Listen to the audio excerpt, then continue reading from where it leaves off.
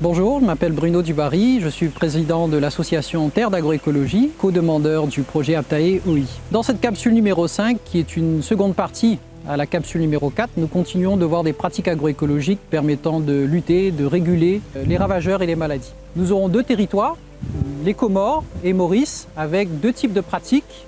Aux Comores, deux pratiques consistant à produire et appliquer des biopesticides, et à Maurice, un piège à insectes à base de phéromones.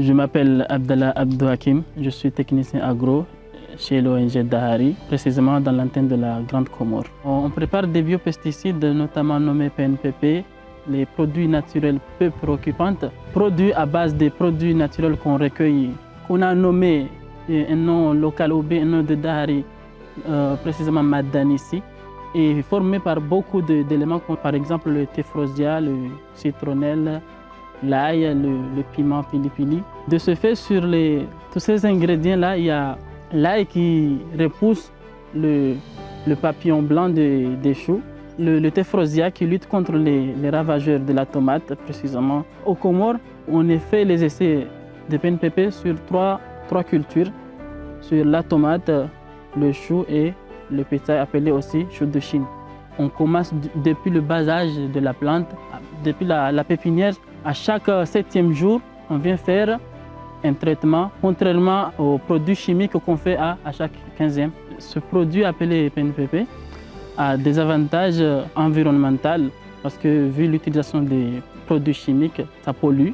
Il y a une partie encore sanitaire qui vient après la consommation de l'aliment.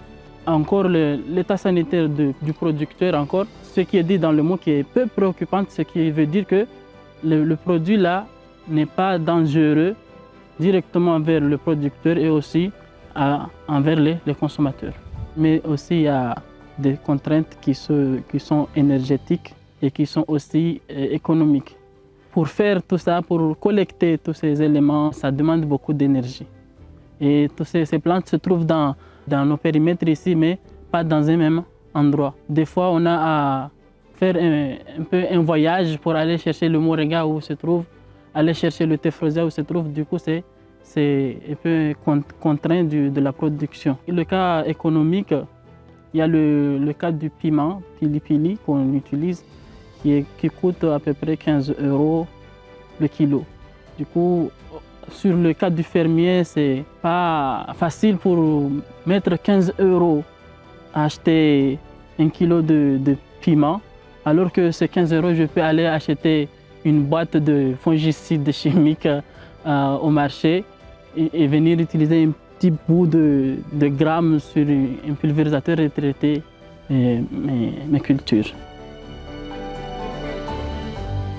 Je m'appelle Sedna Houza, je suis agronome, je suis le responsable programme de la thématique agriculture durable. Je travaille dans une association locale comorienne appelée Association Doma.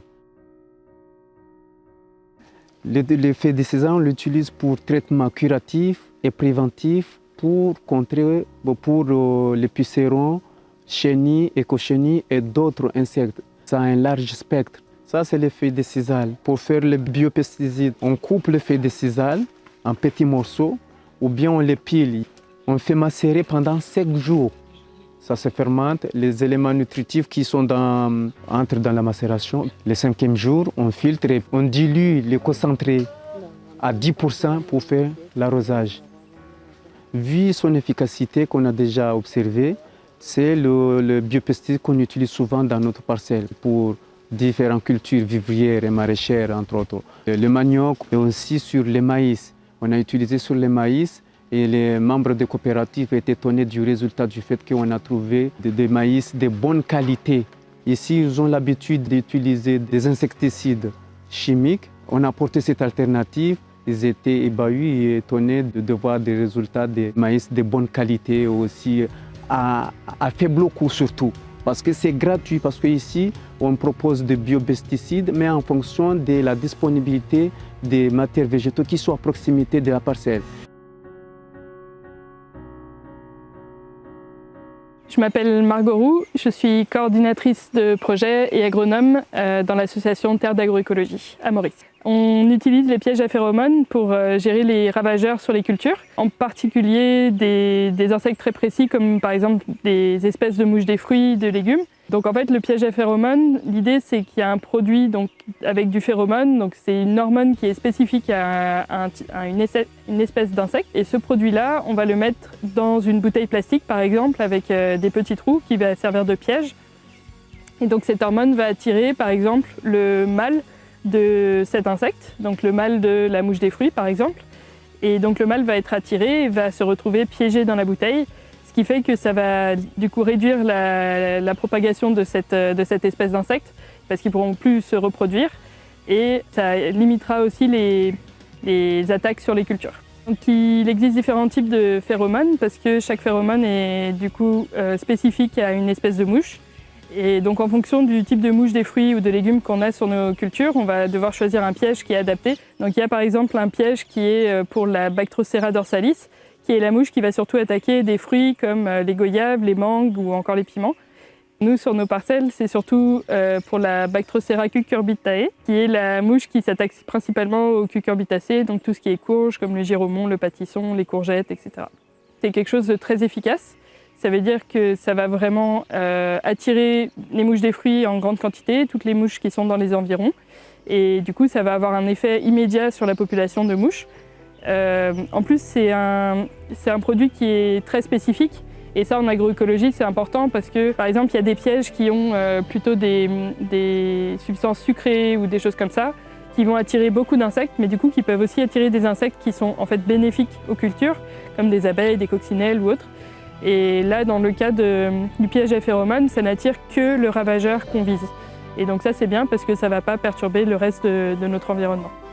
Donc la mouche des fruits, en fait, elle pose beaucoup de problèmes en agriculture, en tout cas à Maurice et dans d'autres pays. Les limites du piège à phéromones, c'est par exemple que ce n'est pas forcément accessible à tout le monde. C'est quand même un achat, il faut quand même pouvoir trouver cette substance dans les magasins.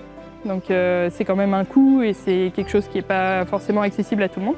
Et en plus, c'est intéressant que ce soit un produit qui a une visée spécifique sur un insecte spécifique, mais en même temps, ça veut dire qu'il faut aussi parfois connaître cet insecte. Donc des fois, on va acheter un piège à phéromones qui n'est pas forcément adapté à la mouche qu'on a sur notre parcelle.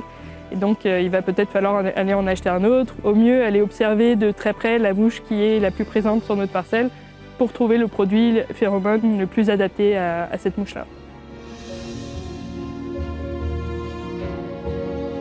Cette capsule 5 se termine. C'est une suite de la capsule 4 visant à lutter contre les ravageurs et les maladies. Et c'est l'objet de ce projet Aptae OI, puisque c'est une appropriation des pratiques pour une transition agroécologique dans l'océan Indien. Et donc ça implique que l'on observe, que l'on partage les pratiques agroécologiques d'un territoire à l'autre. Dans ces deux capsules, nous avions surtout Maurice et Comores, qui étaient les territoires témoins, avec des associations et des organisations parapubliques qui partageaient que sur le terrain, soit elles expérimentent, soit elles accompagnent en termes de réplication de pratiques agroécologiques.